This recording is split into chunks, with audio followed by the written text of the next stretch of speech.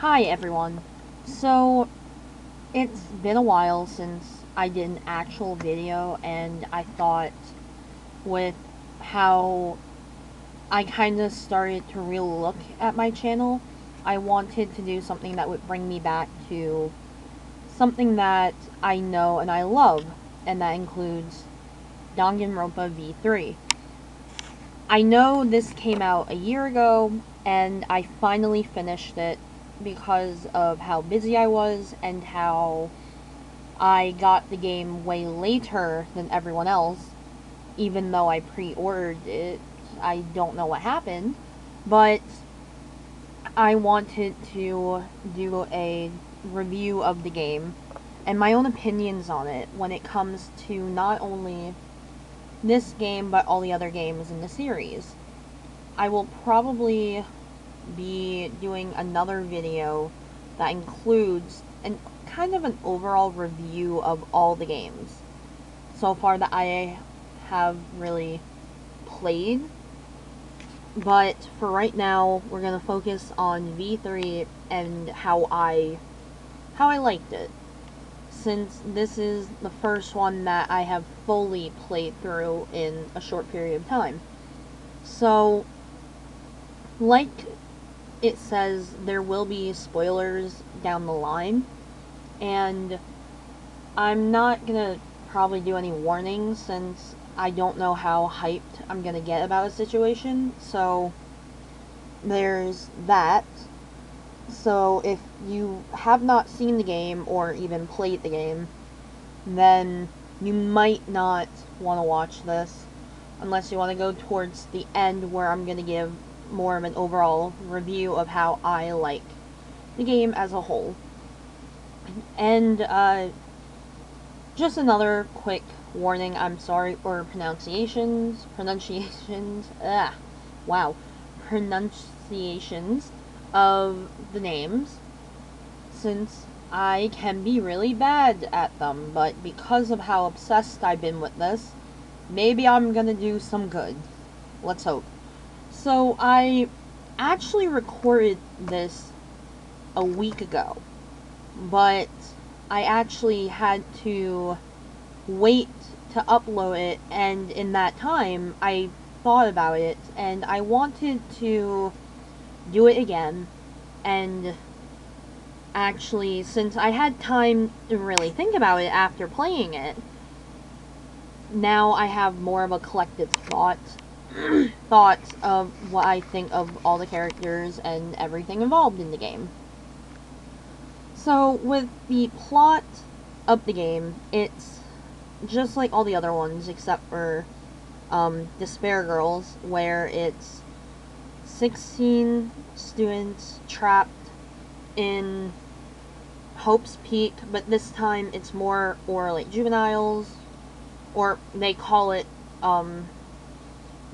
they call them juveniles for some reason, and they are trapped at Hope's Peak Academy, and they are forced to play the killing game again. What's different this time is the the location of Hope's Peak, because it's much different than what we have seen beforehand.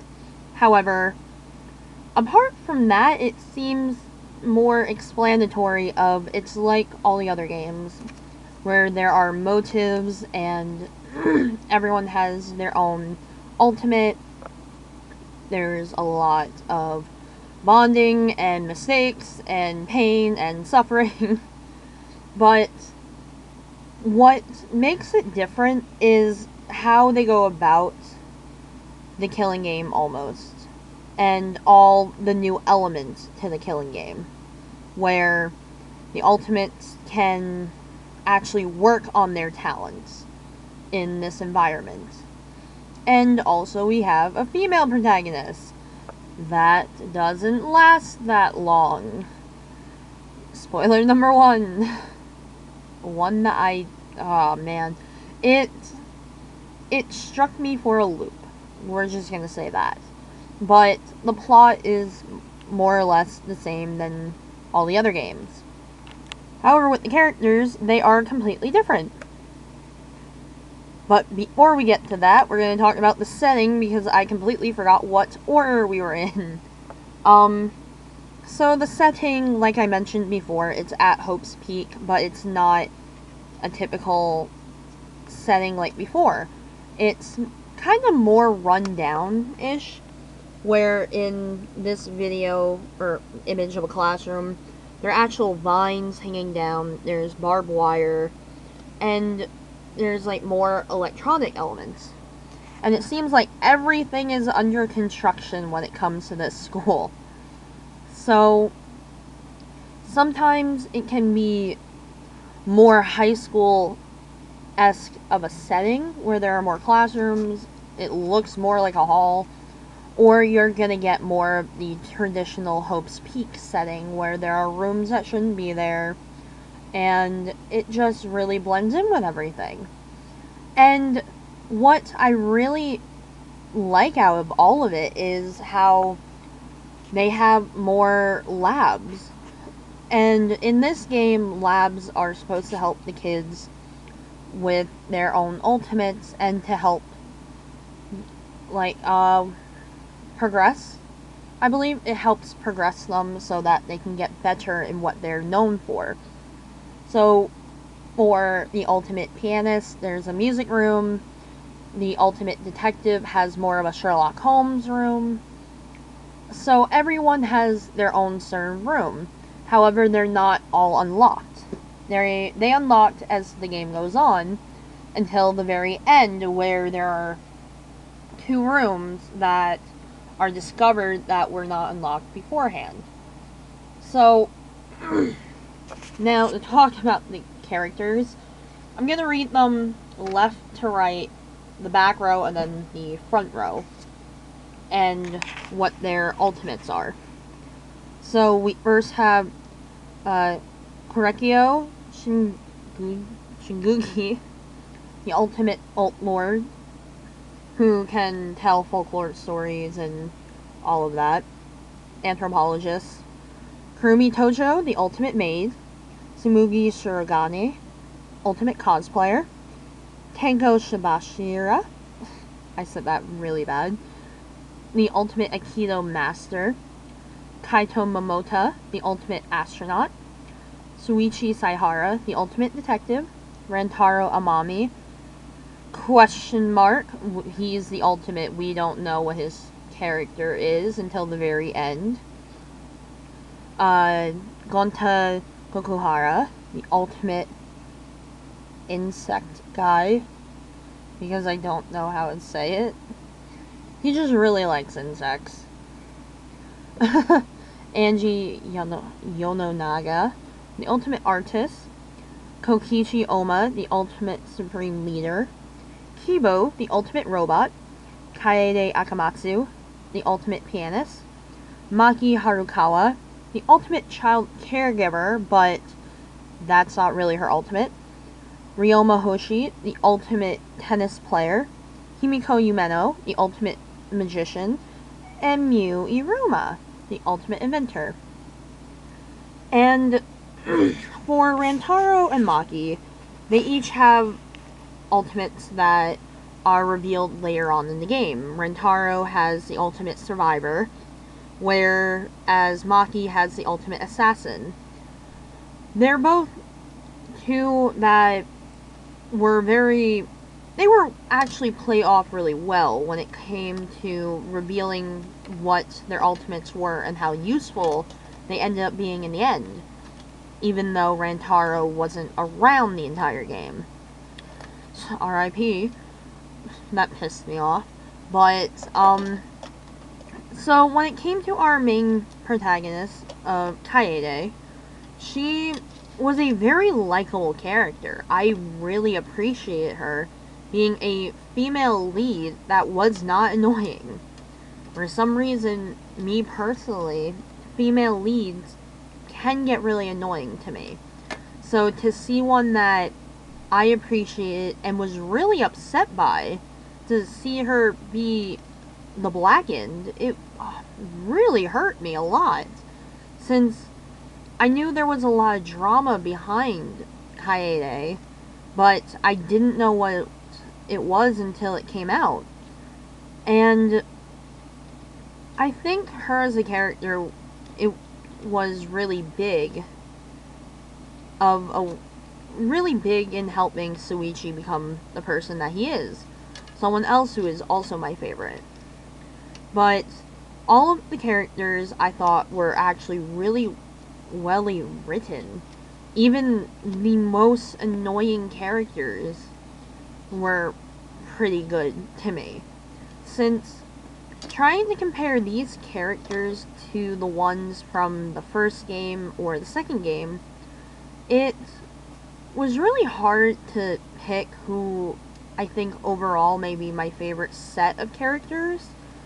But right now, it might be these guys, since how well they interact with each other and how well the concept of lying works with them.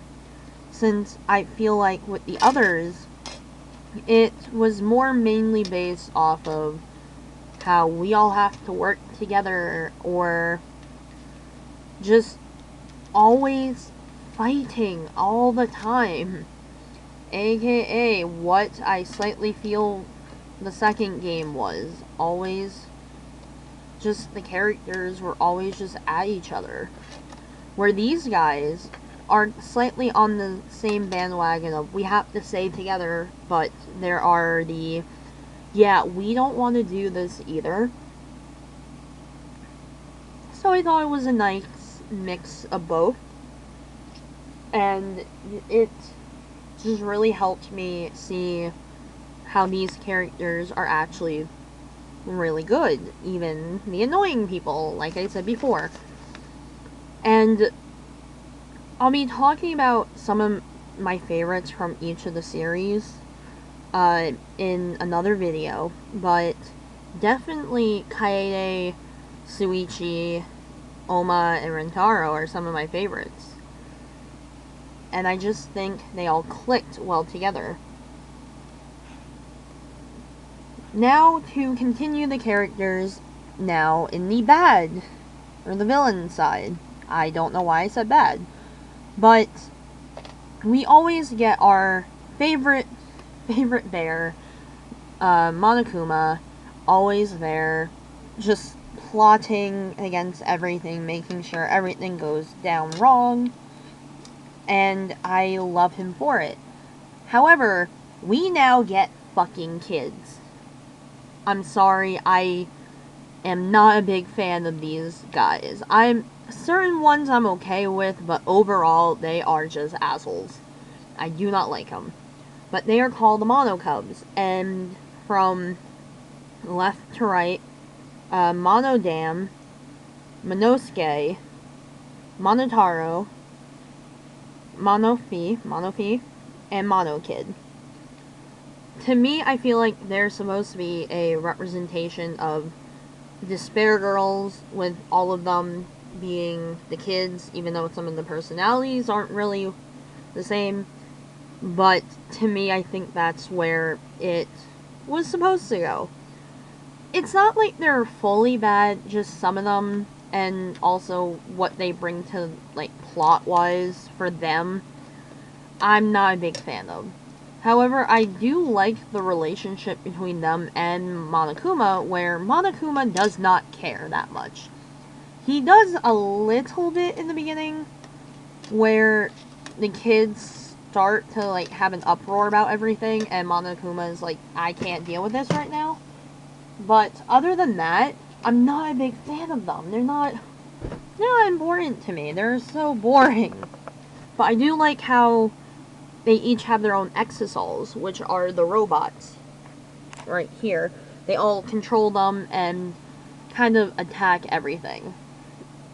So, I feel like they're important to the story, but at the same time, not really. The artwork, and design. I'm happy that they kept with the same styling as they did in all the games. I feel like this one has more of a cleaner artwork style, and their color palettes are much better to me. Even though there are some areas where I feel like they are more dark.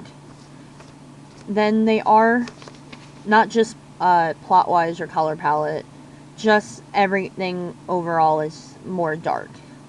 But I am happy to see new games and controls, like how they do the split debate. That's probably one of my favorite aspects of the entire game, of you having to argue for both sides. It's honestly a good viewpoint for me.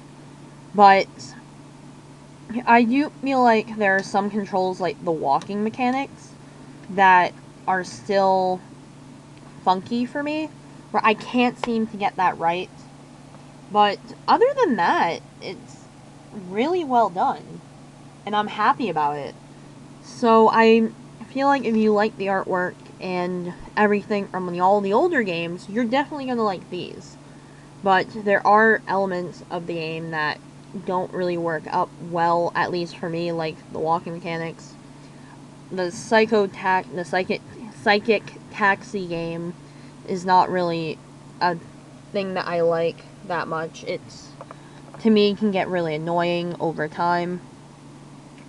But the game is more challenging, I believe, when it comes to trying to prove everything. Even though some of the cases seem easier, at times it does get harder to try and solve everything, since some of the cases tend to be more directed towards either one certain character or you trying to figure out everything. And I feel like in the first case and the fourth case, both including Gonta and Kaede, those are the cases where you're supposed to feel the most sad, and it's supposed to be more difficult, which it was for me, compared to all the other all the other trials.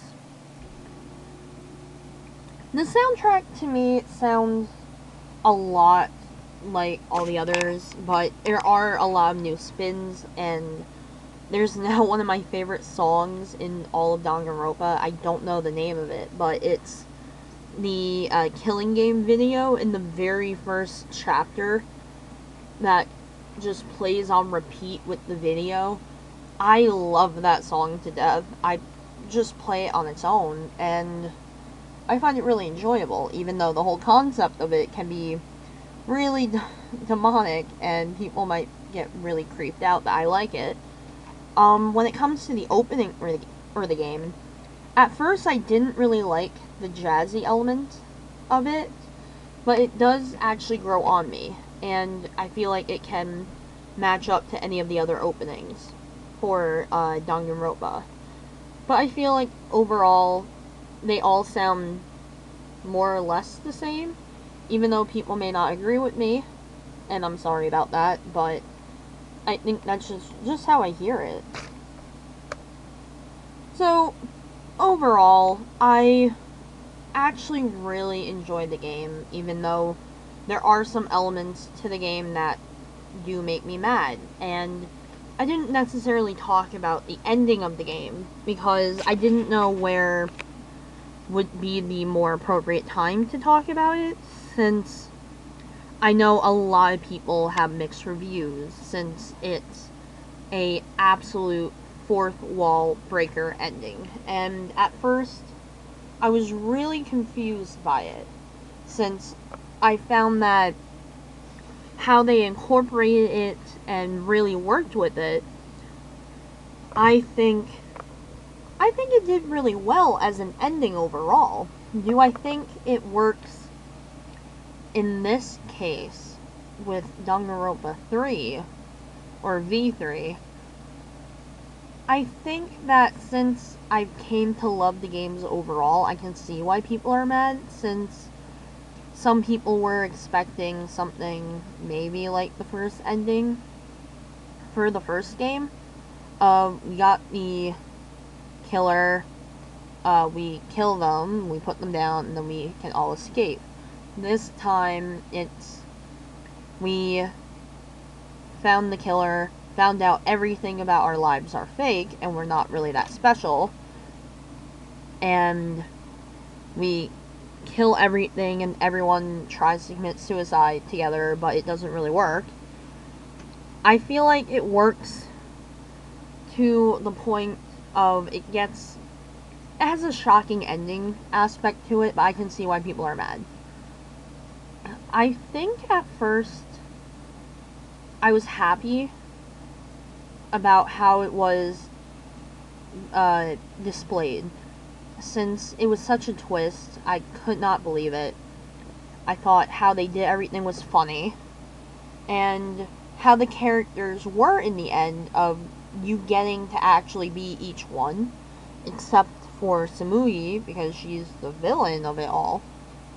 I thought that that was a fun element to trying to express the fourth wall and to bring everyone together.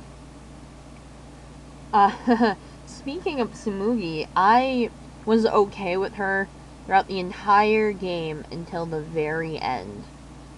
I just thought that she had a little bit too much power, in a way, and too much of her wanting this to continue, and I actually like how she didn't really act like that much of a villain, but she acted, at least to me, like someone in corporate or a manager, where she's trying to continue the show. She's trying to make sure it lives on.